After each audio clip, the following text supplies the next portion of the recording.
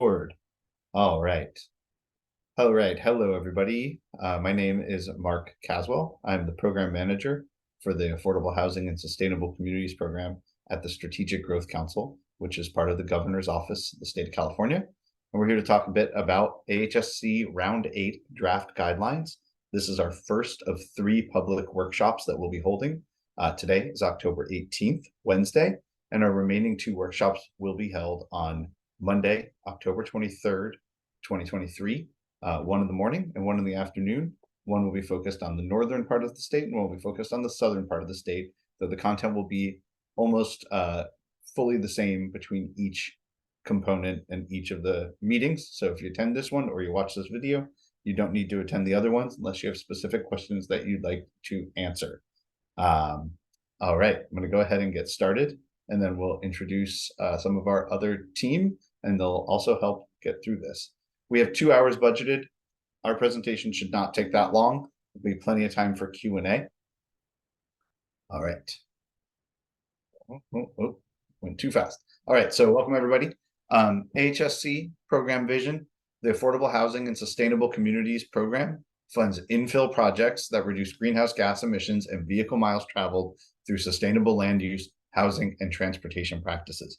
Ultimately, the funding of AHSC is to build affordable housing near transit and improve the biking and walking components around that in a community. The project here on the right is a great example of that. That is Spring Haven, which is in Willowbrook community in unincorporated Los Angeles County. It's a beautiful building. One of the things I love about it, it's got daycare on the ground floor. It's got supportive services for residents who are individuals as well as families. And there's also great crosswalks to get access to the grocery store that's directly across the street from there. So I think that's a really great example of a project and where to start from. It is also a low-income community, disadvantaged community, and an area that needs more affordable housing and reduction in pollution.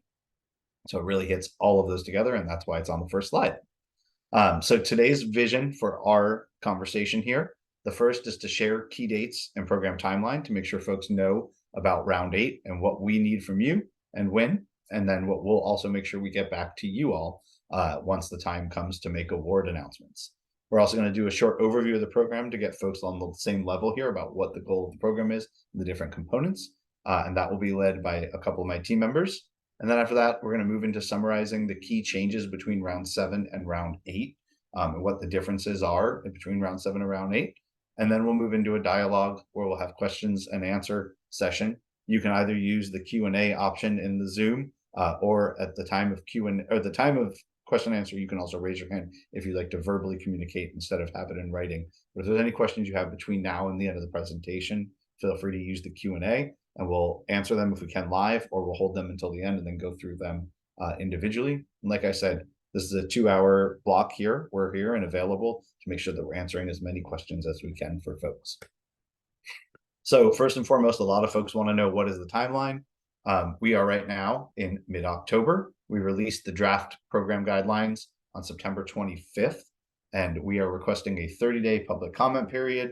It was actually released on the 22nd, or we have the 25th. We have a 30-day public comment period, and our goal is to get the comments in writing by October 24th. As long as it's in our inbox on the morning of the 25th, we're good. We're not saying 5 p.m. I hope you're not working at midnight, but if you need to, just have it in our inbox by October 25th, when we intend to open up public comments and start processing through those.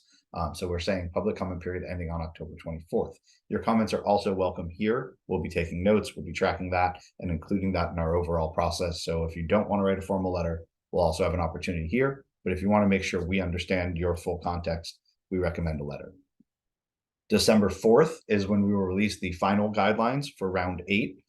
We are in draft guidelines. We move into final guidelines on December 4th. And then 10 days later, on December 14th, is the Strategic Growth Council's public meeting that will take place, I believe, in Sacramento. And that is when we will adopt the final guidelines. And then roughly a month later in January will be the NOFA release, as well as a application release. So folks will have the workbook and the application, though I really recommend you dive into the guidelines. That's going to be 90% of the information that you need there to really make sure your program is up and running. So you have it in December. I'd recommend starting that and not waiting until the NOFA comes out in January. We'll do a 60-day window for applications. So applications will be due in March of 2024. And then the state agencies will all work together in an interagency capacity to do all of the reviews and process and financial feasibility to make recommendations for awards in August of 2024, when they will be adopted by the Strategic Growth Council at the August 2024 meeting.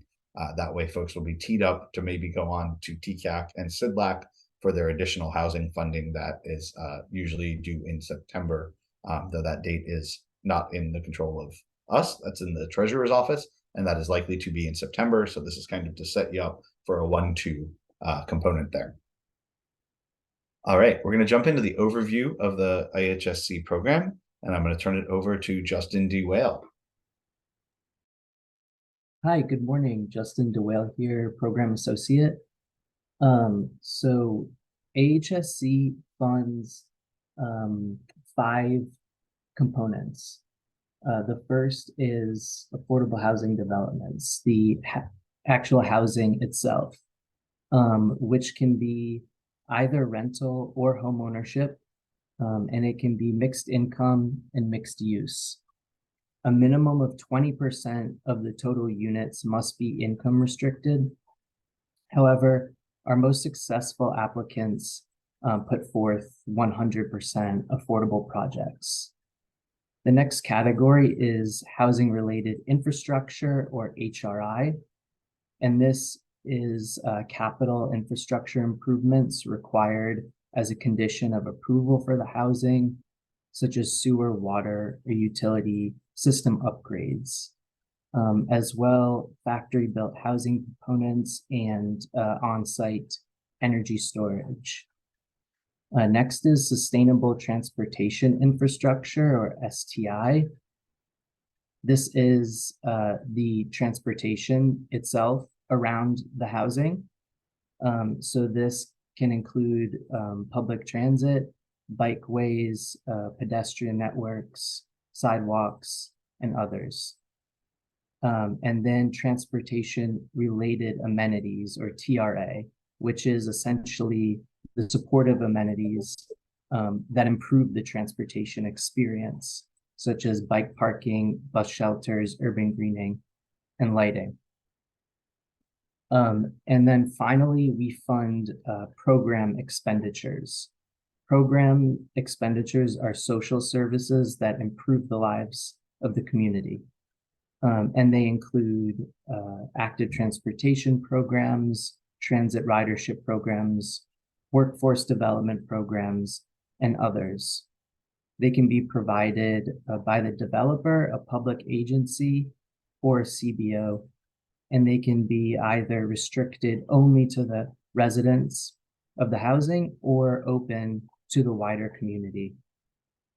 So essentially, the big picture here is we fund the housing, the affordable housing, and we fund the transportation improvements around it. So a little bit more about where our funding comes from.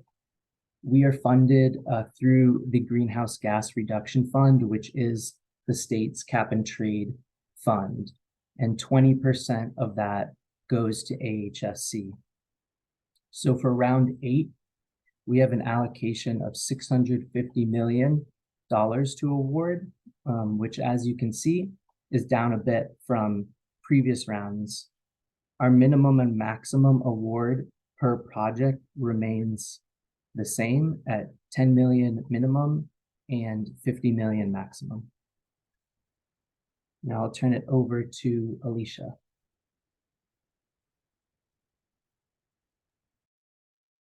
Thank you, Justin. I'm going to go over the threshold requirements. For site control, any entity serving as a developer of a particular component of the project must demonstrate site control of the property on which that project component will be located and maintain site control through award date. Experience. Applicants must demonstrate experience by providing proof of at least 2 projects of similar scope and size as the proposed capital project, which have been completed by the applicant serving as the developer during the 10 years preceding application due date. Litigation. As of the date of application, the project or property on which the project is proposed may not be party to or subject of any claim of action in the state or federal courts.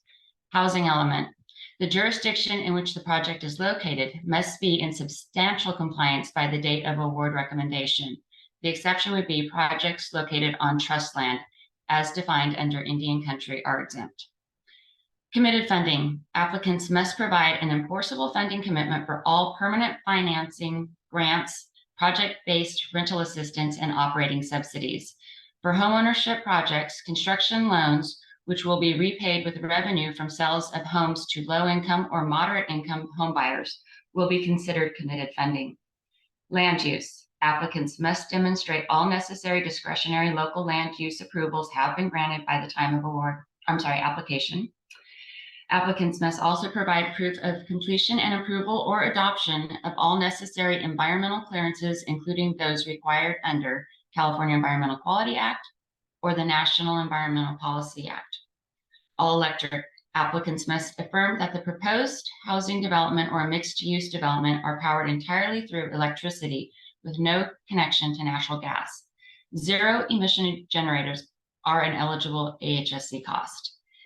Internet service. The housing development must offer high-speed broadband internet service to restricted units for a minimum of 3 years, free of charge and available within 6 months of the development's in-place service date.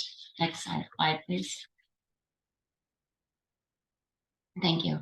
Transit service. All project area types must have existing qualified transit or high-quality transit stops within a half mile of the proposed affordable housing development. SCS implementation. The project must support the implementation of applicable sustainable communities strategies or alternative planning strategies as confirmed by their MPO or equivalent regional planning agency. Agricultural land. Applicant must demonstrate that development of the project or any component of the project will not result in the loss or conversion of agricultural or working lands or other natural resource lands. Also, applicants must propose at least $200,000 in reasonable direct urban greening costs that incorporate more than one greening feature per project, with dedicated maintenance for at least 2 years. This cost can also be paid for through AHSC funds. Project must also propose affordable housing developments are located in jurisdictions that have fare-based transit, must provide at least one transit pass to each restricted unit for at least 3 years. Passes can be paid with AHSC funds. Smoke-free. Applicants must demonstrate compliance by submitting a draft of the development's smoke-free housing lease addendum. The project must also include adequate lighting in accordance with local, state, and federal design standards and requirements for all publicly accessible components of the project. And lastly, affordability. Rental and homeownership projects must include at least 20% of the total resident units are affordable units. Rental projects must demonstrate an overall project average affordability on all restricted units at no greater than 50% of the area median income. There is no requirement regarding average affordability for home ownership projects. Thank you, and I'll pass it on to Brianne, who will go over scoring for us. Hi, thanks, Alicia. So since AHSC is a competitive award process, we develop specific scoring criteria on a 100-point scale to assess which projects are most suitable. That being said, we do not expect that any project will score the full 100 points. In fact, I don't think in the history of AHSC we've had any project score a perfect 100, so it's not required at all. From round 7 to round 8, the point totals among the major categories did not change. Like last round, 30 of the 100 points for greenhouse gas or GHG reduction components like last round, 30 of the 100 points are for GHG reduction components, which are managed by CARB's methodologies. This includes GHG reductions from transit improvements, the project area, and how cost-effective those GHG reducing projects are. 18 of the 100 points of the scoring criteria is for narrative-based policy scoring. This section includes short answer questions about your project planning, community engagement processes, and climate change components, equity, etc. This section is scored by a panel of interagency reviewers. And if we switch to the next slide, I can go over the last major scoring criteria. Perfect. So the last major scoring criteria is the quantitative policy scoring component, or QPS. QPS includes active transportation improvements, green building components, project area accessibility to key destinations, anti-displacement strategies, and more. There are specific objectives for each of these subcategories, so to not take up too much time by going through each in detail, I encourage you to review the Round 8 draft guidelines to learn more about their objectives and requirements. Overall, like the prior round, there are 52 points available in this scoring criteria. However, there are minor changes on how to get those QPS points this round, which we'll discuss later in the presentation. All right, if we go to the next slide, please. So aside from the scoring criteria I just outlined, the AHSC program has specific goals or set-asides it aims to reach each round. So while projects are awarded based on the highest score, we must also make considerations outside of score to ensure these goals are met. One such set-aside is based on project area type. The 3 project area types are listed on the slides. TOD and ICP area types are defined by the type of transit near the affordable housing development. RIPA or IRPA can include any type of transit, but must be within a state-designated rural area. Other considerations we make outside of score are our statutory requirements. Based on our statute, 50% of awarded project dollars need to be awarded to disadvantaged communities or DACs, and 50% also need to go directly to housing costs. Our council has also set a goal for us to award at least 1 tribal project each round, as well as 1 project in each of the 8 geographic areas, which if we go to the next slide, I can show in more detail. Perfect, thank you. So as I said, there are 8 defined geographic areas, and it is a council target that we award at least 1 project in each area. I do want to point out that there is 1 non-contiguous region, and that's the North State and Sierras. And as a whole, these regions are not necessarily tied to MPO regions. So instead of reading off this list of counties for y'all, I'll just be quiet for a few seconds so you can find which region your site is in.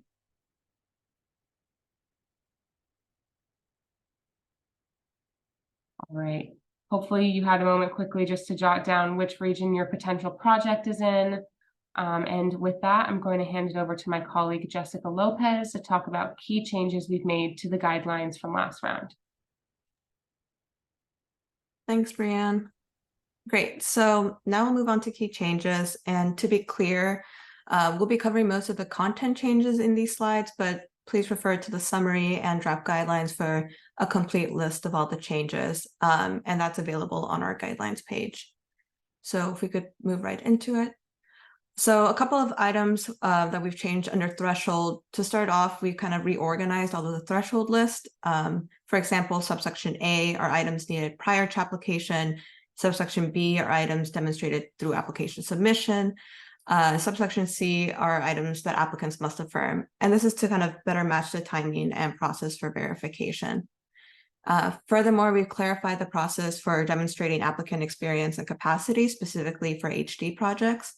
And we've also reduced the internet service requirement to 3 years. This is kind of in line with stakeholder feedback from last round. And then lastly, we've all transit components need to have their environmental clearances as well. So this would mean that all components would have their environmental clearances to pass threshold. We could go to the next slide. So moving on to kind of eligible projects and costs. First of all, we've changed that all project area types must have an existing stop as their qualifying transit, meaning that their qualifying transit or high quality transit stop that's within a half mile of their affordable housing development must be in place by the time of application. This is already the case for ICP and TOD project area types. This change would just extend it to RIPA projects. And that's not to say that you can't fund improvements for planned stops. You can still do so if those improvements are within the project area. And then following that, we have what we call the rural means rural change. This means that a project would be a RIPA project, whether it's within a half mile of qualifying transit or high quality transit. And then, in draft guidelines, we've proposed a change to our high quality transit definition, or HQT. And, originally we proposed that it would match the public resource code definition, which is mapped on the Caltrans HQT map. But with some further analysis, we realized that this change would be a bit too broad. So we plan to revert back to kind of the core components of our previous definition, meaning that if you're rail or BRT, you're high quality transit. But instead of using our own AHSC specific definitions, we would still be using the Caltrans high quality transit map, which is self-reported by transit agencies. In this way, it would provide a tool for applicants and for reviewers to kind of confirm the presence or absence of a high quality transit stop near their affordable housing development. And then in terms of eligible costs, like we mentioned, factory built housing components are now an eligible HRI grant cost, and program costs we've proposed to cap at $600,000. This would include the cost of transit passes. We've heard some concerns about that number, and definitely welcome your feedback if there's a different number you suggest. If we could go to the next slide. So scoring overall, the points remain the same. We have 30 GHG points, 52 quantitative policy scoring points, and 18 narrative points. For GHG components, there's minimal changes planned to the calculator and the user guide, minor clarifications. For active transportation, we've increased the lane miles of content-sensitive bikeways needed for points. It's now 2 lane miles for 3 points and 1 lane mile for 1 point. And we've also updated the options for local bus strategies. So now improvements don't have to be along one route. They need to be throughout the project area. But to note, we did slightly modify the number of improvements that are needed to qualify for those strategies. And if we could go to housing and transportation. So for housing and transportation collaboration, for what we call the siting points, and these are the points that are for projects near a high-speed rail station, near an SGC funded component, or that are surplus or excess land, we've increased the maximum points from 2 to 3. And under this section, we've also clarified the distance that the affordable housing development has to be from the high-speed rail station to receive those points. Furthermore, we created a tier structure for surplus land. There was a bit of clarification needed from last round, and we're hoping that this tiered structure provides that clarity. And then for STI points, we took a point away from the STI percentage points because almost every project got the maximum amount. So that's been reduced from 6 points to a maximum of 5 points. And then for location efficiency, we did some minor cleanups and definitions, but the key destinations remain the same. For anti-displacement, the biggest change is that the assessment is now optional. That was a big thing we heard from last round. We've added some additional activity options, clarified a couple of others, but overall, the list remains the same. And furthermore, we'll be providing a commitment letter template. This is to ensure that applicants know what reviewers need in order to kind of review those commitment letters. And that template would also be used for programs. And that's the only change for programs. And then lastly, for narrative, we've clarified the language in guidelines to kind of reflect a bit of streamlining we'll do for the prompts themselves. The core 4 categories remain the same, but I'll go into the details of that change in a couple of slides. And if we go next. So before I go into supplemental materials, some other guidelines changes include, we formalized the process for MPO or regional agencies to be involved. Formerly, it wasn't very specific on what's the time frame, so now they must request the involvement no later than 30 days after the release of the notice of funding availability. We've also explicitly included performance deadlines for STI and 2URA components and guidelines. We specified it's 5 years post-award letter. We've also added a new guideline section referring to HCD transition reserve policies. And then we kind of generally streamline guidelines formatting, recognizing that there was a lot of indentations and guidelines and trying to take those things out of the indentations. And then lastly, last round we've included negative points for the first time, and it was assessed on the housing components, but recognizing that AHSC brings together housing and transportation, we plan to operationalize negative points for both housing and transportation project components in round 8.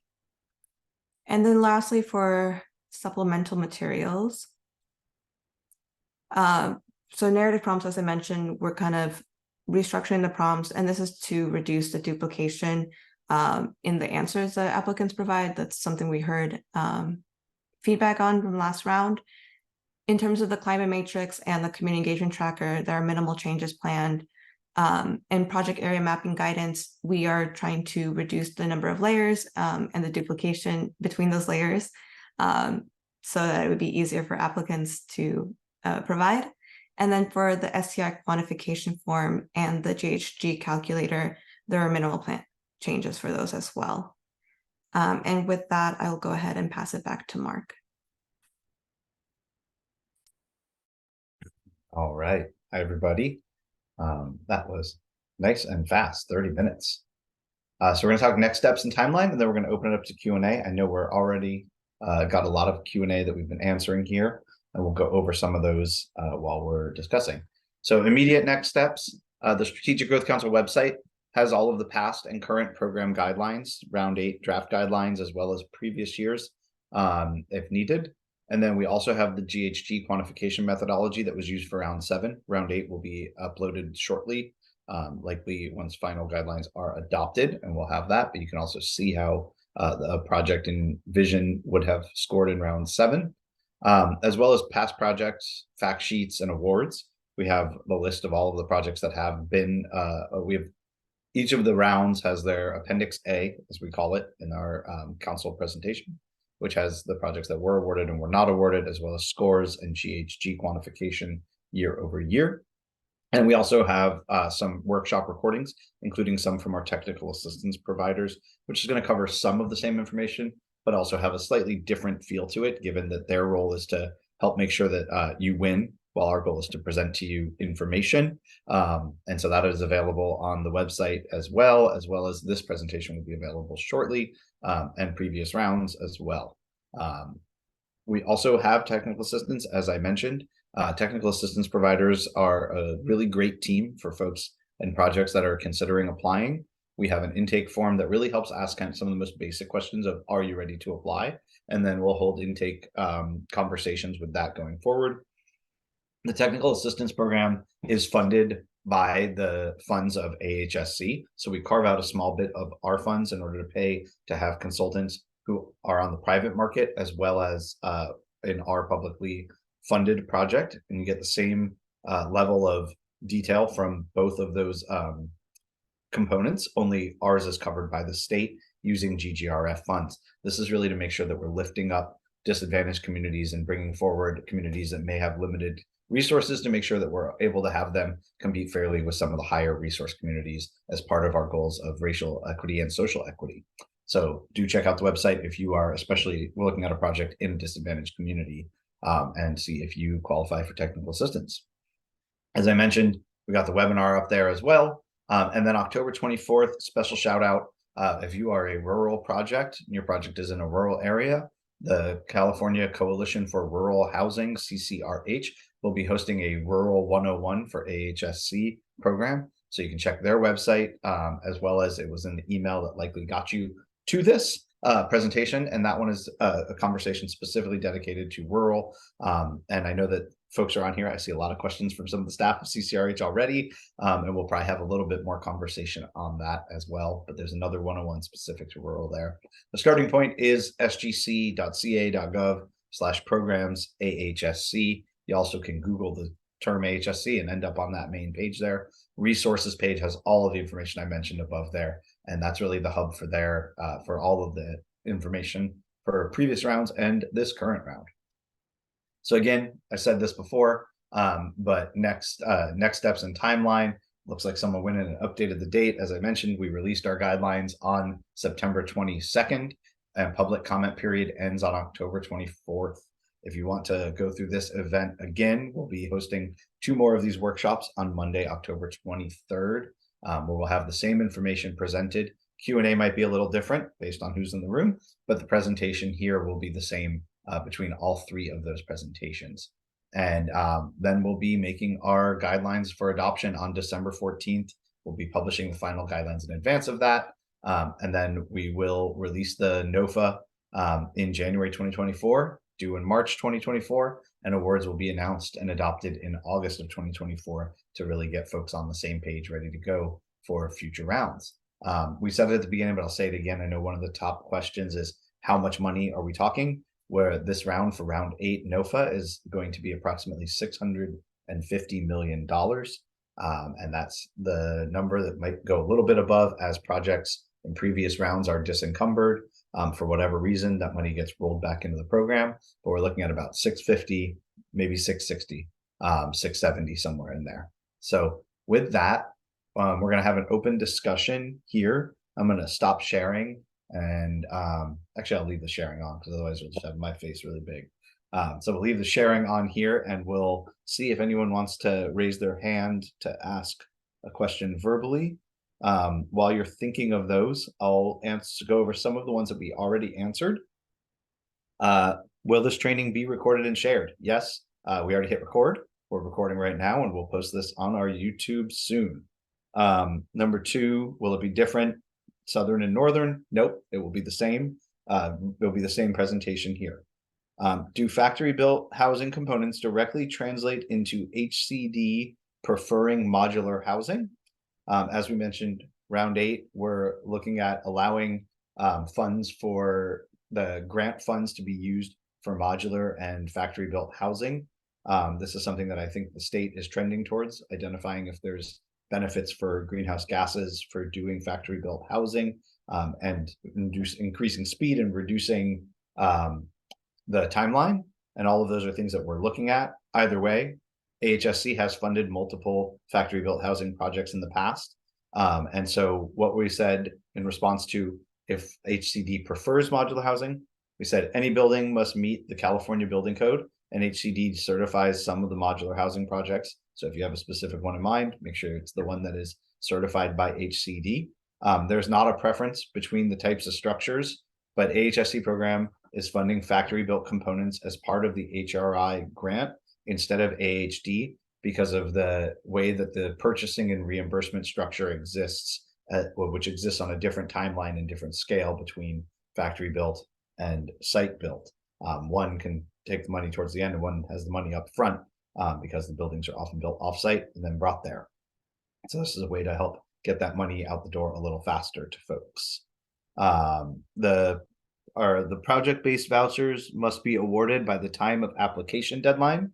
HCD responded, Alicia, thank you. Proof of application for PBV would suffice. I am not a housing expert, so I don't know what PBV stands for. But those of you that are interested in that question probably do. Project-based vouchers, duh. Question asked, why are projects with as little as 20% affordability eligible for funding? Why not 100% or a higher threshold than 20?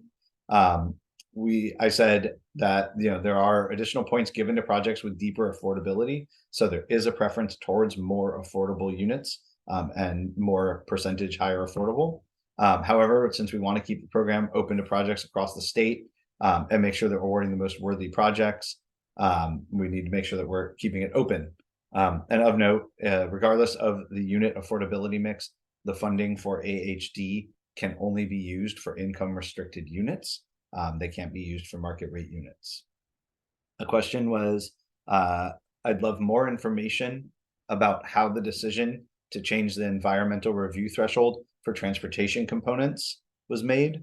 I'm concerned that this will rule out many projects that would otherwise be awarded. Again, I'm not an expert in CEQA. I'm not a lawyer, so don't take this as legal advice.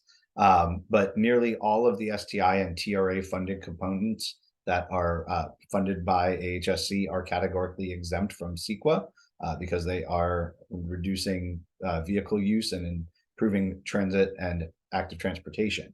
And so given the long time frame and potential delays that could be caused by CEQA process, we're trying to reduce the risk that transportation projects fail to meet their timeline.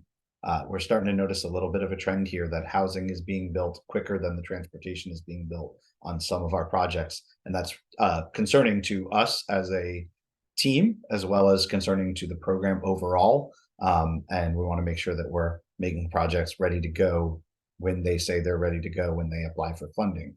So by requiring that is one step towards that process. NEPA and AUGF must be included in the application, correct? And we got a response that says yes, if applicable, by the time of application, quote, completion and approval of or adoption of all necessary environmental clearances, including those required under CEQA, and if applicable, NEPA. Proof of NEPA clearance is shown through an authority of use grant funds document. That's the AUGF there. And that's in the draft guidelines, page 25 for more information on that. Another question from CCRH is there a reason that rural projects can no longer use AHSC funds to build the qualifying transit of their project? This has been a tricky one. I spent a lot of time trying to write this answer. To streamline the program, we identified areas where there were these exceptions or exemptions or permissive language that said, you can do this, if this, if this, if this. And there's a lot of if, ands, if, ands. To date, no one has taken us up on that exemption throughout all of the rounds, as far as we can tell. Projects were built where transportation already exists, at least since round 4. So it seemed like an exception and a permissive exception that didn't have an audience. And so it's one way to help make sure that we're streamlining and also improving accountability for projects by saying you got to have the transportation in place and build your housing around there, since that is basically the number 1A fundamental goal of this program is build housing near transit. If the transit isn't there, then how do we make sure that it's housing near transit? So we felt that it was not something that anyone's really taken us up on. So why do we have it in there?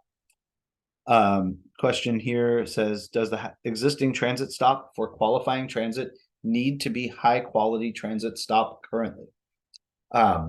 These words are always a little clunky. So all projects need to have qualifying transit. Qualifying transit essentially means that there is a transit stop that has at least 2 departures in the same direction during peak hours. Peak hours is defined by the transit agency. That is the low level of qualifying transit. With qualifying transit, you can apply as rural RIPA project or ICP. If the housing is within a half-mile walking distance of what is called high quality transit, which is going to be likely rail or BRT, and only rail or BRT, so they have permanent infrastructure and frequencies, then you would apply as a TOD project. This is to kind of create some differentiation between the types of projects, which changes the density requirements for the housing project and also has different set-asides, as we mentioned before. So every project needs to have qualifying transit. High quality transit can be qualifying transit. Qualifying transit does not mean high quality transit. And as you heard, we're looking at the guidelines around high quality transit, and the way it was defined in our draft guidelines was overly broad. Did some analysis that I wish I'd done about 2 weeks earlier, and determined that it was a pretty broad perspective there. And so we're working on an alternate proposal there. If this is something you're passionate about and want to talk about, please reach out to me personally, and we can have a conversation to make sure we get there. It is an important component. We want to make sure folks know if they are not eligible, and this is something that we don't want to leave hanging as a question mark for you all who are applying. We got one that says, many transit agencies are in recovery, not expansion mode. How will this affect GHG expectations? Is there a minimum GHG threshold? And if a project does not meet it, should they bother applying? Thank you to Julia at CARD. To say it straight, there's no minimum GHG threshold. All transit agencies are encouraged to apply. And if they have a need for AHSC dollars to fund measures that will increase ridership. We fund operations. We know that's been a really big challenge for a lot of transit agencies.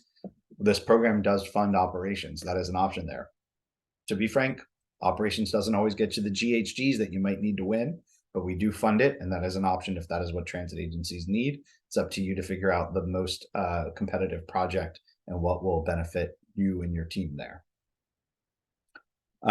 Could you please confirm the proximity to light rail station must be 1/2 mile walking distance versus radius? Correct.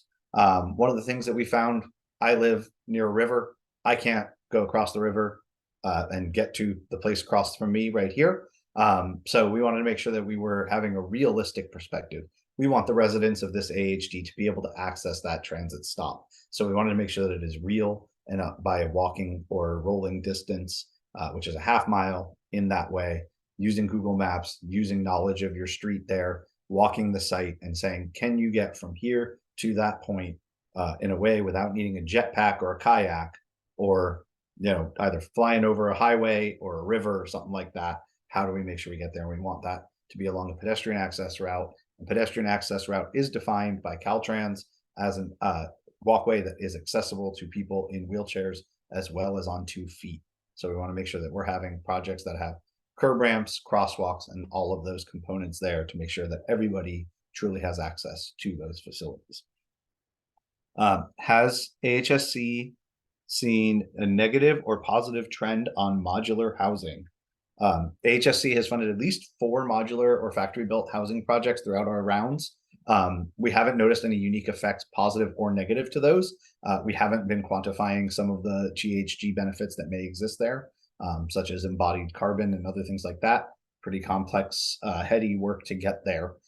So we have not done that work, but we have found, I keep saying that AHSC is generally agnostic to the type of building you want to do, whether it's, mass timber, standard stick and frame, steel, or factory built. All of those are an option and available to you, whichever one works best for your project. And obviously, if it's one of those saves you money, then that's, or makes your time quicker, that's something that can help benefit you in the GHGs or in the scoring process there. We are community engagement tracker. Why are community engagement trackers required if most projects are streamlined by SB 35? This is to account for engagement for both the transportation and housing components. The streamlining of the prompts and rubric and the narrative will also take into account that there is an increased streamlining process for affordable housing. That's something we heard loud and clear last year, and we know that that's important. We want to also make sure that we're acknowledging that community members of all types are able to be heard and have community self-determination, especially those who are in lower income communities. But we also recognize that sometimes there's some negative public interactions when we're talking about affordable housing. So we want to make sure that we're doing it, but we're also going to look at ways to not penalize someone should you be streamlined there.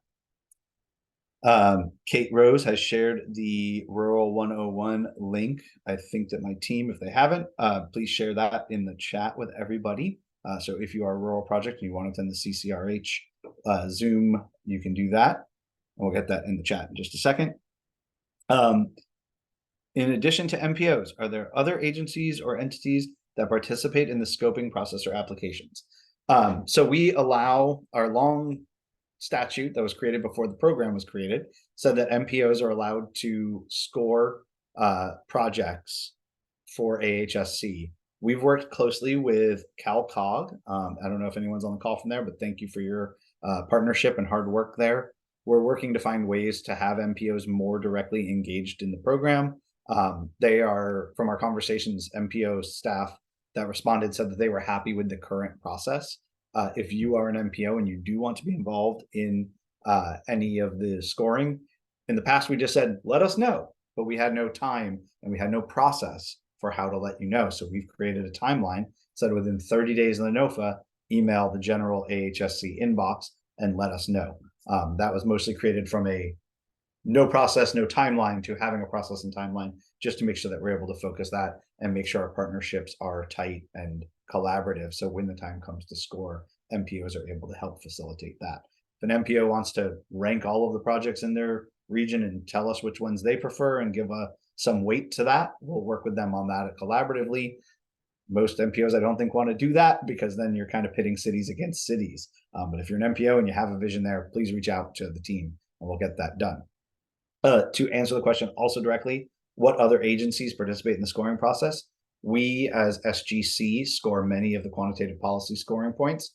HCD also scores some of the affordability as well as does all the financial feasibility. And then CARB does the GHG quantification. That's the bulk of it. And then we have the narrative section. The narrative section, we have different groups that we pull from: Caltrans, CalSTA, CTC, BCSH, Cal EPA, CNRA, CDPH, a lot of acronyms there, a lot of initials. We work to bring in people who are experts on all the different categories there and help weigh and rank all of the projects and give us a scoring of what they feel. For example, CDPH, California Department of Public Health, they look closely at the air quality and the health components there and help make sure they're giving us some feedback from there. And then we come together as a team to bring that as an answer. So we have an interagency team, which grows and changes year to year based on capacity and based on the ability for folks to have time to get this done. And we ultimately bring in a fair amount of folks from the state. And then we have MPOs if they so wish to. Can a project apply for both TCAC and AHSC? Yes, I think about 90+% of AHSC projects are receive their funding from the TCAC SIDLAC component there, getting tax credits to really bring it home. Usually most folks apply for AHSC, and if awarded, then apply for the tax credits as the final step there, because they have a short timeline. I want to say it's 18 months, but I could be wrong on when the construction starts there. So we're kind of the next to last stop. Have projects using qualifying transit stop versus major transit station as a key destination been awarded in the last few rounds? Let's see. Housing, the housing needs to be along a half-mile accessible route to either a qualifying transit, which could be high quality transit, or qualifying transit, as I mentioned earlier, depending on the project type. Ultimately, we fund 35% of our funds to TOD projects, which means high quality transit, 35% to ICP, which means not high quality transit, and then 10% to rural. And then the rest is kind of based on scores and regions and all the other set asides there. So we fund projects all across both of those components. Round 8 timeline screen shows round 7 award 10/2024. Looks like I may have had an error there on round 7 instead of round 8. So yes, round 8. Apologies for that error. We'll fix that for number 2 and number 3 presentations. Maximum award amount, $50 million. Minimum award amount, $10 million. This is a really complicated program. We wanted to make sure we're properly rewarding folks for all the work it takes to get across the finish line. Doing it for less than $10 million is probably not in your financial interest. And 50 million is a really great ability to get a boost in the arm. 35 million for housing, 15 million for transportation to really bring projects forward, and recognizing both inflation and the hard work there. That was why the number went up round 7 and is maintained in round 8. Does the qualifying existing transit stop need to be a high quality stop currently? No. The transit stop, if you are not a high quality transit, then you would be a ICP, integrated connectivity project. I always think of it as TOD as kind of dense urban city. ICP is a bit more rural, and then or a bit more suburban, and then RIPA is rural. Is kind of the way to think about the levels of intensity, and that is reflected in our density units as well. Those are all the questions I have under Q&A answered. Does my team or anyone else want to say anything else?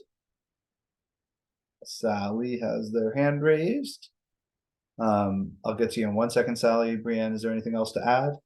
I just wanted to quickly add one thing. I know you mentioned that I was going to be putting some links in the chat. The chat is unfortunately disabled, so I'm not able to do so. If everyone goes to the answered tab for the Q&A, where Kate Rose from CCRH listed the link for Rural 101, I'm going to add all of our extra links to that answered question. And then we'll also make sure that we send an email to all participants after the after this meeting, so that you all have all the information that is supposed to be in the chat. Brianne, I just changed the settings. Everybody can now, all panelists can now chat with the attendees. Great. Okay, I'll put things in the chat. Thanks. Yeah. So it's only been 3 years of this, right, guys? All right, Sally, I think, why is this not giving me the option? Sally, allow to talk. All right, there you are, Sally.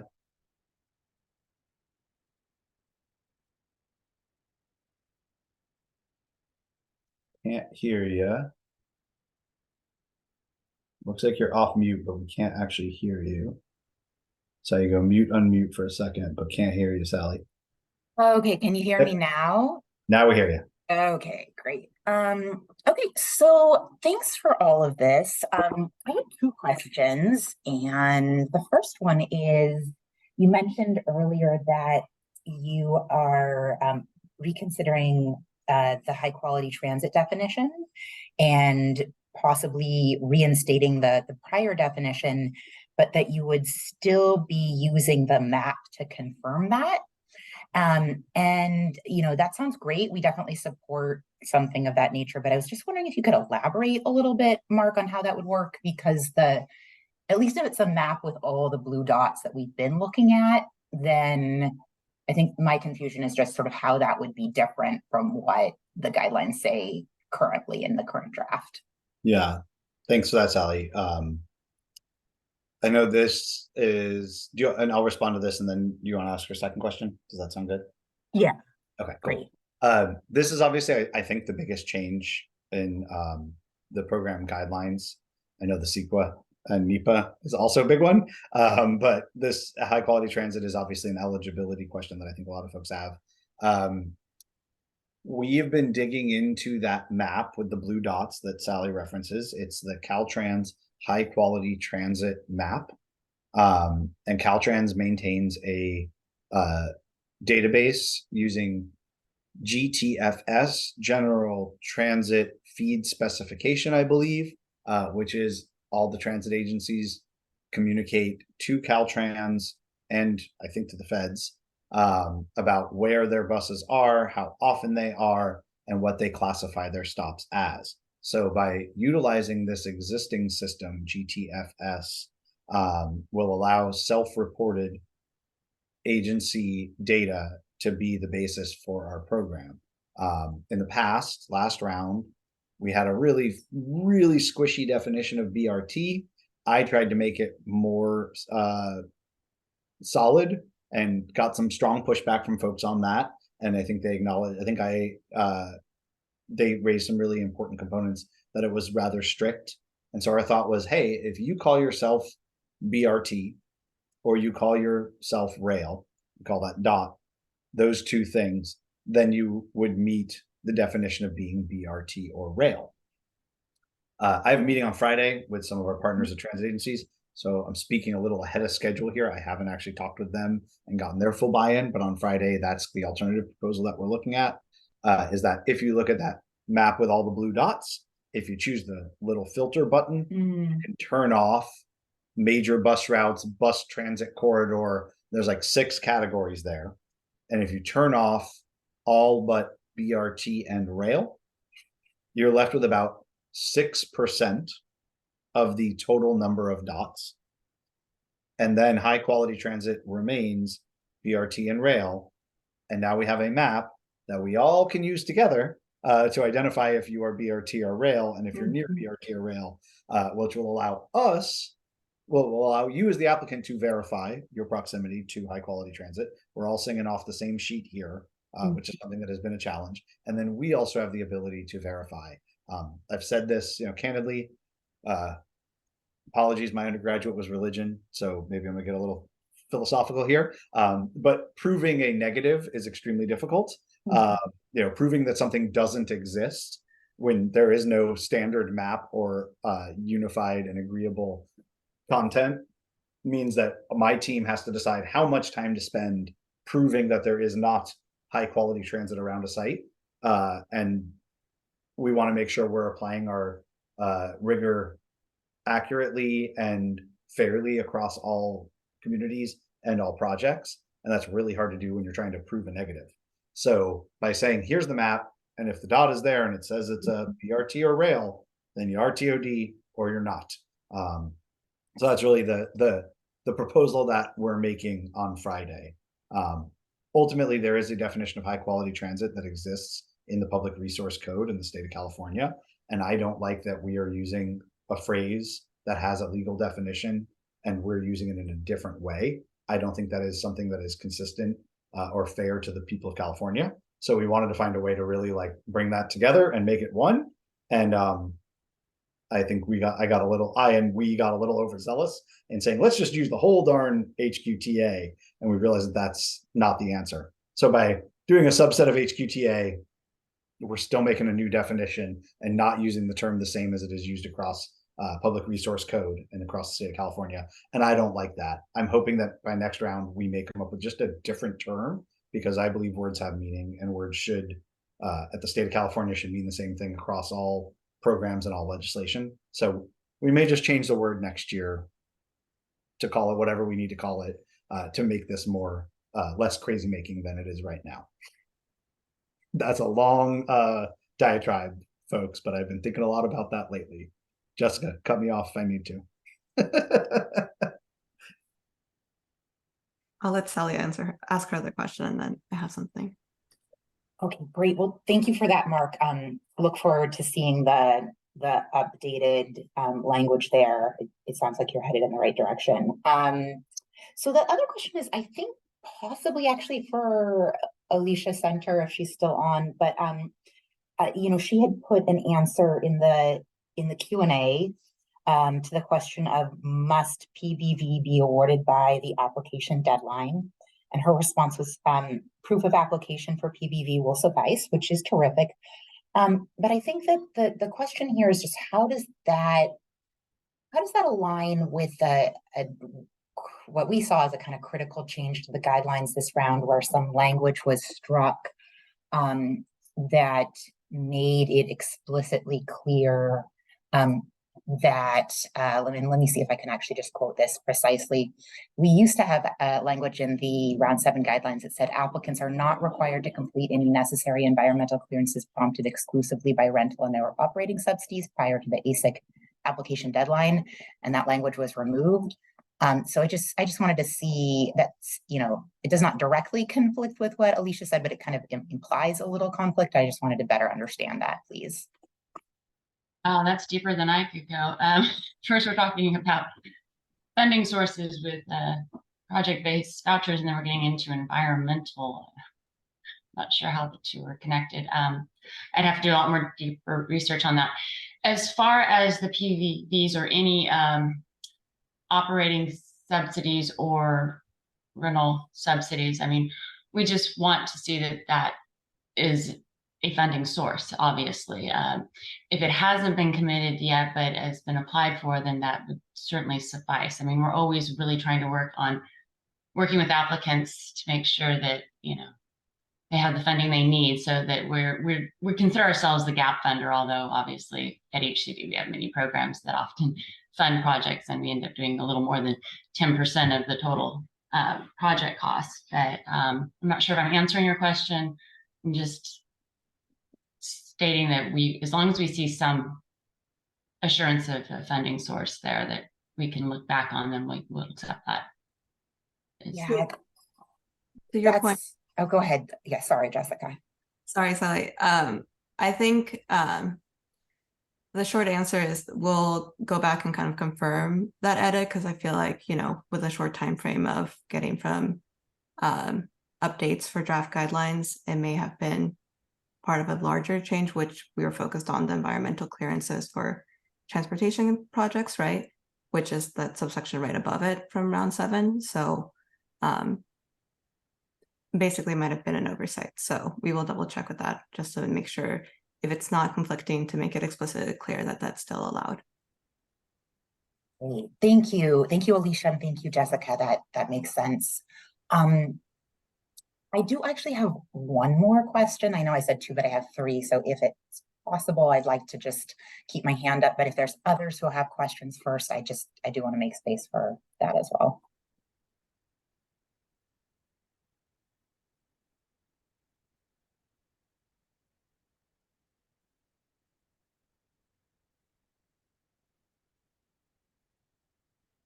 Sally, you should go. Okay, so this is actually related to the other environmental clearance change, also in that section where the exception for CEQA and NEPA clearance for STI and TRA was removed. And Mark, you answered a question about this in the Q&A just a few moments ago. And you mentioned that most of the projects that would be eligible for STI and TRA funding are categorically exempt. I just wanted to mention that it's definitely not what we're hearing from our city and transit agency partners about the projects that they've included in past applications and would like to include in applications this round. But I'm not an expert in SEQA and NEPA either, so I feel very much, kind of, almost caught in the middle here, where I'm really not sure what is the situation. So I just was wondering if there's anyone else on the call right now who is from a city or a transit agency, who is maybe one of the partners we've been talking to about this, who might be willing to say a few words about the projects that they're looking at and whether they are CEQA and NEPA exempt, or rather would require those clearances. Yeah. Thanks, Sally.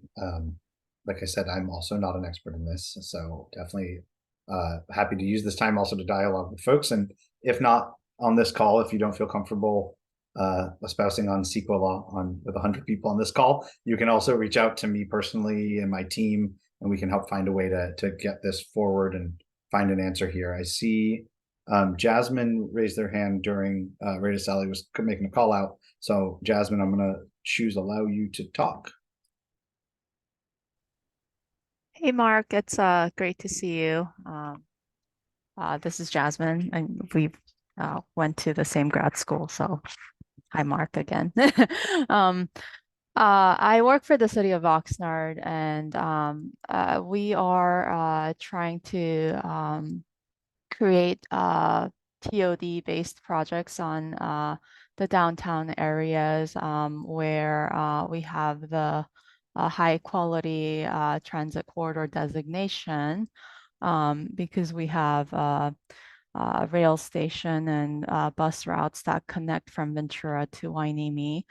I guess my question is similar to what the previous person has raised. How are we able to sort of coordinate with our partners to get this funding, especially with our transit agencies. In Ventura County, we don't have a tax base that pays for transit. So our major concern from the city perspective is how do we make sure that there is sufficient enough transit infrastructure, such as, creating a better 15-minute headways. How do we create that? Because our buses go about like 20 to 40 minutes. So, I feel like building housing next to transit is a great idea. But to do that, we have to have those infrastructures ready. And those are major infrastructures that we need before the housing component comes in. So my question to you guys is it the COGS that sort of manage the funding and provide us the funding, or is it the local governments that coordinate with other partners like the transit agencies to apply for the funding? Yeah, so let's see, I'm trying to think of, so 20 to 40 minute headways would qualify a project for ICP, and would be eligible for funding there, assuming there's a bus stop near there. Then it's twice in an hour, so that would work for potential funding there, and would fund bus stops and operations and all of the other components that may be required, and you can increase frequency either along that route or nearby routes. So the funding application process is ultimately, and Oxnard's a great example. I was at a groundbreaking, we had a slide of it earlier, in Oxnard that was right near the transit center. Ultimately, for a successful AHSC project, you need to have someone who has site control and owns the land and is already in the process of entitling that for affordable housing, or at least mixed income with some affordable housing in there. And then from there is partnering with the city and the transit agency to figure out what is the best use of the money for the transportation. And so I know there's sometimes where there's conversations with transit folks at cities and transit agencies who aren't always talking and communicating between the housing folks. So it's important to kind of have an opportunity where you identify a point person. I'm getting a little into technical assistance here. We have a point person who says, I'm with the transportation agency and I'm with the housing agency. And if there's something AHSC potential, let's find a way to bring that together and collaborate. I know that RTA folks are often aware with their ear to the ground if there are any projects that are cooking or underway or being under consideration in a community. And then their job is to find the right person to connect with and find out how that transit and transportation agency can be collaborative there. I will say that we as a team are doing more to really try and build those bridges and help facilitate those conversations. And especially in areas where we only got 1 or 2 applications, we didn't really get that many. So happy to talk with you, Jasmine, if you want to reach out afterward. We can get together with you and your agencies and the TA folks and kind of help build that forward and come up with a better game plan to help make sure that you guys are in the loop there. But ultimately, you can't do the transportation without someone having a proposed housing site, and you can't do the housing site without having transportation. So it is oftentimes a little sticky there. So, but we can work to help facilitate that both as technical assistants and as AHSC state staff. Does that get to your question? Yes, it did. And we have a couple of housing sites that we're looking out to entitle, and we are in the process of creating more affordable housing units near the transit station. So that may be something that we could discuss in the future. Maybe partnering with the housing authority and housing agency and the transit agencies out here, including the rail agency. Cool. Well, Yeah. let's get together. I had a meeting yesterday with the transit agency. We're meeting with their COG soon. On some level, it's funny, while we're the very staid and stoic reviewers, we're also the cheerleaders, and we want to see great projects come forward. And we're able to help put in that work to help make sure folks are connected and able to submit a good application. That is how this program succeeds throughout the work throughout the year. So, all right. Kate, I'm gonna ask you to unmute. Jasmine, I'm gonna mute you. Can you hear me? Yep. Hey, I just wanted to add on to Sally's point briefly. I think it could totally be the case that there are some CEQA exemptions out there for some of these transportation components, but just wanted to be cautious and flag the NEPA of it all because as you know, some of the most exciting transportation projects, I'm thinking like multimodal hubs, can involve a lot of different state and like federal agencies and dollars. And so, the landscape of NEPA exemptions or exclusions is different than CEQA. So just want to be mindful of that and note that NEPA can be a little bit trickier than CEQA just because of the involvement of so many agencies and federal agencies at that. So just wanted to note that here. Happy to talk more about it offline too, if it would be at all helpful. Yeah, thanks, Kate. I know that could be tricky. Sometimes lawyers say things, and sometimes we need to talk with the lawyers. So if we have cases of individuals and projects that might be held back because of this decision, let's make sure that we're having those conversations sooner rather than later. But sometimes, I'm not a lawyer, so sometimes the lawyers are the ones who say it. I answered a few questions while Alicia was talking, and I realized that folks may not have seen those, but I also realize I think it is chronological. How would you rate workforce housing co-located with jobs, e.g. teacher housing on school sites, but not in proximity to high efficiency transit?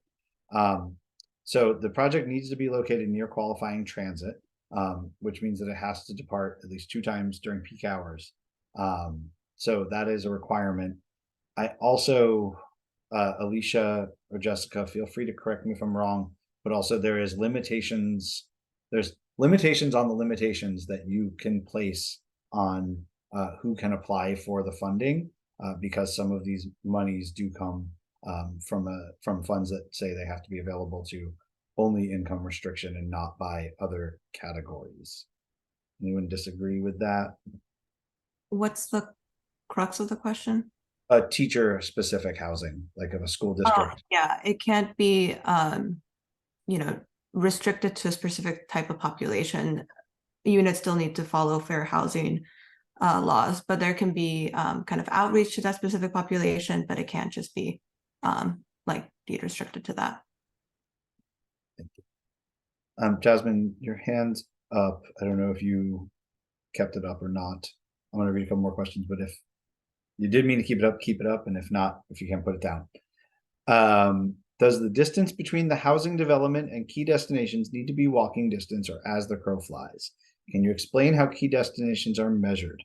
Is it from the transit route or AHD?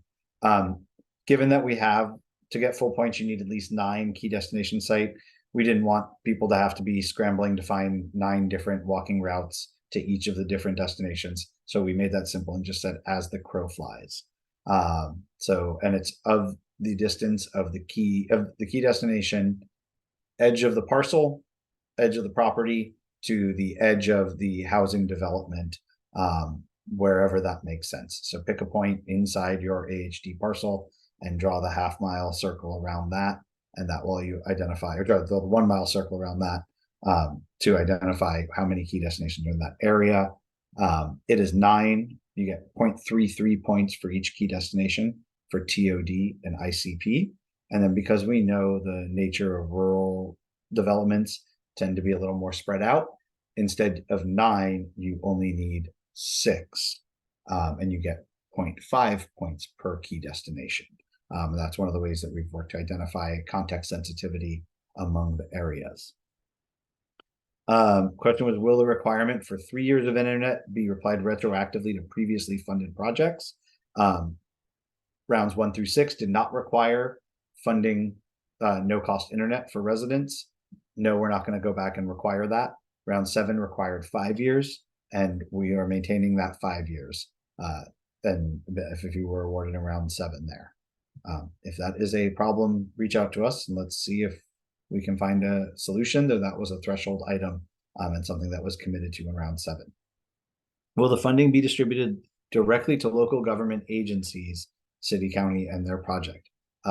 When you are crafting your team, you can choose to be a city or a transit agency can choose to be a applicant or co-applicant, or a MOU can be structured in a different way. It is up to you and the agency how to do that. And which one is appropriate for you all. And again, that's usually a lawyer's conversation. Will SGC HCD simplify the climate adaptation assessment matrix as well as provide clarification on how the matrix is scored? We're looking to clarify the instructions and reduce duplicative tools, but generally it's going to remain the same this year, if only because of trying to keep our changes minimal to make sure that folks have the ability to reapply as needed. For affordable housing development component, what is the reasoning justification for providing loans for rental units versus grants for home ownership? Alicia, you wanna? I know Jessica wrote, home ownership projects have a different funding structure than rental projects, and hence the difference in funding type. AHD is loan and HRI is grant. And I believe that the way the AHD loan is structured, you cannot.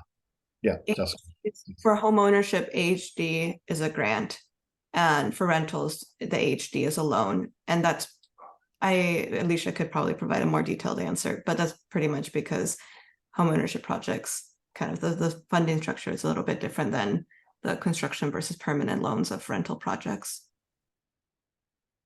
Agreed. There's also a shorter regulatory agreement time of 30 years versus the 55 for rental. But yes, typically it's a housing related infrastructure grant that is provided for homeownership. Thank you. Given a few that I think we hit, links in the email, high quality transit link, confirming the frequency of qualifying bus during commute hours. Someone said, I thought it was every 50 minutes. However, I believe I heard every 30 minutes.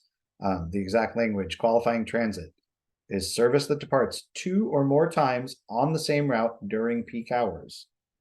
This level of service must have occurred regularly at some point between January 2024 and the time of application. And there is also the option for non-fixed route is another option if that is what is serviced in your community. Does the qualifying transit need to be within a half mile by shortest path or walking path? It needs to be along a walking path, walking or rolling path. Why was the internet requirement reduced? We heard from stakeholders that 5 was a barrier. We funded 3 of it because that's the term of the loan. And then you had to find 2 more years for it. And it just added complexity. And our goal of streamlining and reducing complexity rather than we'll do 3, but you have to do 5, just as another caveat and exemption in question there. And so we've been working to try and streamline those and make that as straight of an answer as possible. Mostly that's the main reason there. I also just, again, a little philosophical, but if this building opens its door in 4 years from now and you have to fund internet for 3 more years, what will the landscape of internet be at that time? I don't think we know. The federal government under the IJPA had a really amazing program that really subsidizes broadband internet for lower income residents that is taken effect as of, I believe, in the last 6 months. And I think we're going to see where that technology changes and grows over the coming years. And perhaps our requirement might even be completely outdated because we all just have all free internet all over everywhere as a public social good, like a radio. So I think that we're requiring this, but we also need to recognize that technology changes fast. And there may be a change there. All right, Jasmine, you still have your hand up. So I'm gonna let you talk. And then I'm gonna get to the questions that we have not answered in writing. So if you have more, either put them in writing or raise your hand. Jasmine, you should be unmuted now. I'm sorry, I didn't mean to raise my hand. I think a mistake. I don't have any questions. So. All right, cool. I'll lower your hand. There we go. Thank you. And I'll mute you. All right. If anyone has other comments, feel free to raise your hand and I can call on you. And then going over some of the questions.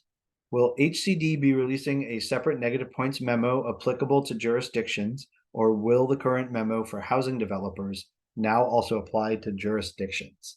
Again, not a lawyer, and I'm not with HCD, but my reading of the negative points memo, it does not apply only to housing developers, but it applies to anybody who has a standard agreement with HCD, and that includes jurisdictions. And in round 7, we focused on the housing non-compliance and non-performance, and we did not focus on the transportation non-compliance. That's something that we anticipate and are working with HCD closely right now to try and operationalize. So if you have an award through any of the HCD programs, whether that's transportation or housing, there is a high chance that if you are out of compliance with your standard agreement milestones, that you will receive negative points if you are a housing developer or a city agency. Like I said, last year we didn't apply it to the transit agencies and the transportation projects. And I believe that the memo says we should have, but we did not across all programs. But this year, I anticipate us doing that. So please make sure that you are in compliance with your standard agreement milestones, whether you're building housing or transportation. Alicia, do you want to say something else to that? Nope, I think you covered it. Thank you. Would SGC consider changing the definition of project areas to a radius of 1.5 miles from 1 mile? 1 mile is a pretty big space.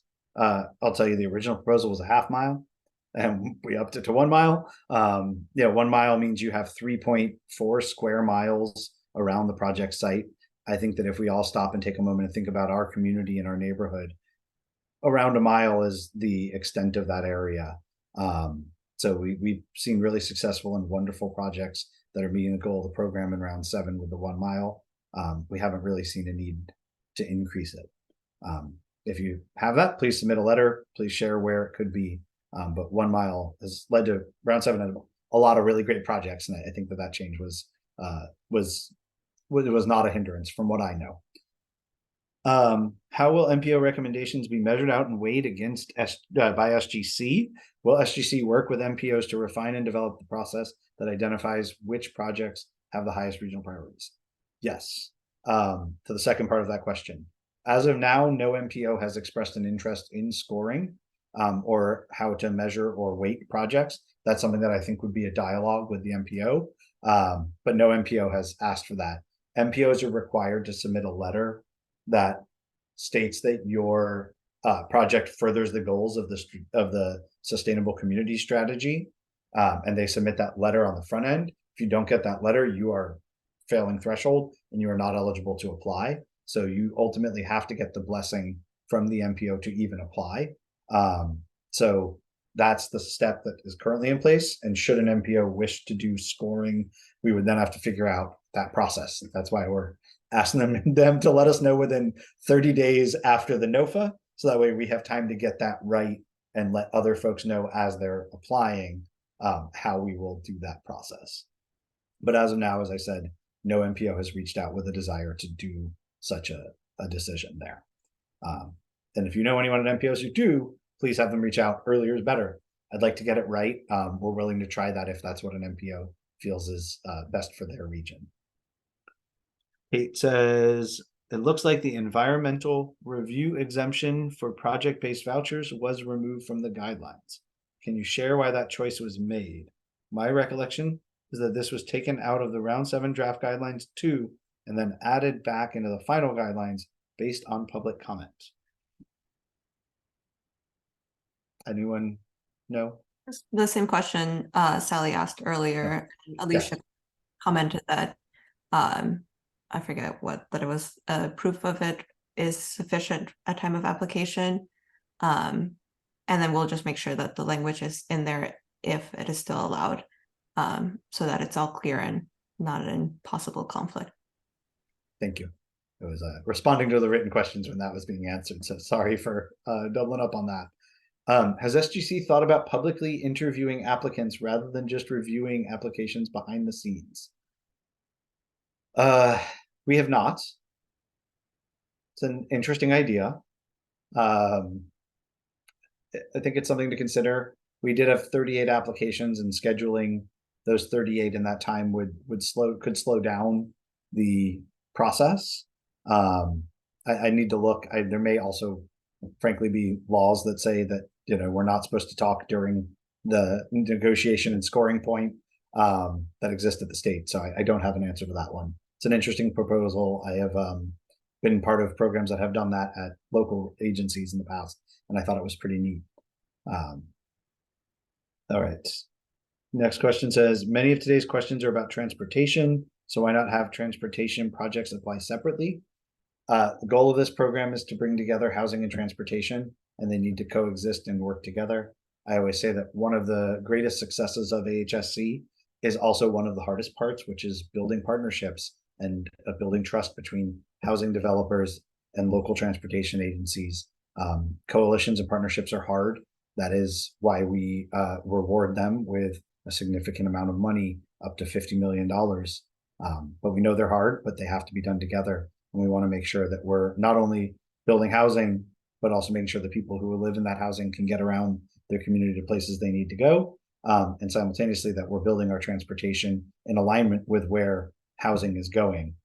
That's how we're going to fight this, multi-disaster crisis of climate change and traffic safety and housing affordability, only by doing those together. I believe 1 mile radius was a hindrance for rural projects, which seemed to be undersubscribed in round 7. If so, please feel free to email the team and let's talk about it and find where that challenge was and how we can build on that. happy to talk about that. We did not achieve our goal of 10% rural because we only received 2 rural applications. And I'd love to find ways to help reduce those barriers and increase access for rural projects while maintaining the integrity of the program. And hopefully, as I said, avoiding this if this but this challenges. So happy to talk more about that. Please email the team at ahsc@sgc.ca.gov or submit a comment letter all on the website. Why did SGC double the lane miles needed for context-sensitive bikeways? We're concerned about how realistic the proposed levels are. Well, last year in rounds up until round 6, we said 1 mile, and that, well, it was 2 miles in the past. It was dropped to 1 mile, and then we changed the definition to be lane mile, meaning each side of the street. So really, you only need a half mile of a street with a bike lane on both sides to achieve the full 1 mile as lane mile. So we halved that number, and we halved that number, I believe, between rounds 4 and 5, and then we essentially halved that number again by changing it to lane miles. So one could argue that we're actually restoring it back to what it used to be. Also, bike lanes are a key component to this program. There's not that much projects for funding bike lanes at the state level. There's ATP and I think maybe one more. So this is another opportunity for folks to really do that. And we want to make sure that folks are able to build transformative projects in their community. And if you build 1 mile, you get 1 point, 2 miles, 2 points. I don't think anyone can see the questions right now because they are not being answered in writing. Once I click done, it should move over to the answered. So the past ones should appear unanswered, but please let us know if you have not been able to see them. Thank you, Jessica. I'm looking at the open ones. I realize you as the reviewer or the viewers probably can't see that. So thank you for that. The last one is, can you provide rationale why the procurement of ZEV was removed as an eligible point scoring transit improvement strategy, given that many transit agencies are transitioning their fleet to ZEVs? We heard from a lot of folks that the level of difficulty of implementing the local bus components were not commensurate between each of the options, and that purchasing a bus was a very easy decision and did not require significant planning work, and that by instead focusing on things that are physical and on the ground and require planning and interagency coordination and mapping and all of the work that goes into that it was not equally distributed of, yes, we'll buy a bus, these are the 5 bus stops. So our thought was to remove the yes, we'll buy a bus and focus on those physical infrastructure improvements in the community. And you still receive your GHGs for purchase of zero emission vehicles, and you receive a significant amount of benefit in other components by doing those things, but not necessarily the 2 points that are focused on the local bus improvements there. I'll also say, for those a year ago who were in these meetings, I heard a lot of folks in the transit world saying to us, I can't promise that if I'm going to buy a bus, it's going to be used on that line that is the qualifying transit in that area. That was something that we heard directly from transit agencies, that they couldn't confirm that. And so purchasing a zero emission vehicle that sits in a lot somewhere else and could be used anywhere is not focusing our investments in the community, in the area surrounding the housing site, which really we're trying to get our most impactful investments here by focusing our projects. And purchasing a bus to just be added to the fleet of 200, 500, 5,000 in some random lot is not something that is as transformative. And also, there's funding for zero emission vehicles throughout the state and throughout the federal government across purchasing those throughout all the other opportunities. And to clarify, the strategy from last round was not just tied to a purchase. It was a purchase that reduced headways by 10 minutes or allowed the transit agency to achieve 15-minute headways. And that was the difficulty, the level of difficulty for that strategy. And so that's why that was another reasoning for removing it. Yeah. The folks who applied for those funds were some of the folks who told us it's not possible and then applied for it. So we heard what they said, that we weren't able to commit to buying a bus means reduction in headway on a line. And so we wanted to make sure that we were recognizing that. We have no open questions. We have 49 answered. Anyone else? Oh, we got a hand. Kate, yes. Hey, can you hear me? Yep. So sorry. I think I had one question that didn't get answered, but I could have just missed it. Let me double check for it really quick. It had to do with the local bus points. Let's see. Does the new number of local bus improvements scale for RIPA versus ICP versus TOD projects? Yes, I started to answer that in writing, but it didn't. I think it got selected. I think that's a really interesting proposal, and Kate, you and I know each other, and you're our technical assistance provider. I'd love to talk with you a bit more about that and see if there is a way to make that work and make more accessibility for rural projects. So, would love to talk about that in the coming days. Sounds good. Thanks, Mark. Yeah, like I say, I'm not an expert on rural housing, which is why I love our partnership with all of our TAs and CCRH especially. Any other questions, comments?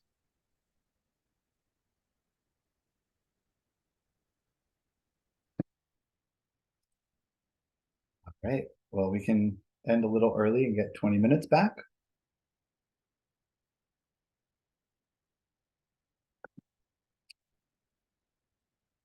All right, we're going to work to get some of these questions written down, and we'll figure out how to get those available to folks. I know we have a Q&A session once we go live with the guidelines and the NOFA. We often have an interactive Q&A session where folks are Q&A document where folks are able to ask questions and we answer them. We have a link to that and information on that in the early pages of the guidelines. So we know this is not the end. We know that there's still a lot more work to do to make sure we're funding affordable housing and transportation across the state. And we look forward to talking with you all about that. The links are in the chat for Rural 101 webinar, for technical assistance, and for all of the other content. So thank you, everybody. And we'll end the meeting. Yep. Thank you.